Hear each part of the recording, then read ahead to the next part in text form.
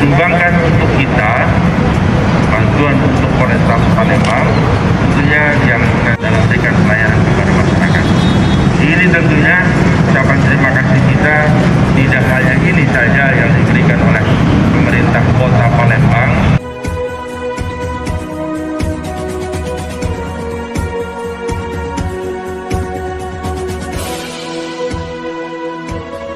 Dan bisa melaksanakan apel rutin di jajaran Kapolrestabes Kota Palembang.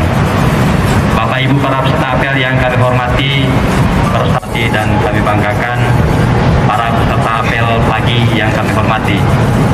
Juga hadir bersama kami Bapak Kadis Perhubungan Kota Palembang yang apel rutin di jajaran Kapolrestabes Kota Palembang.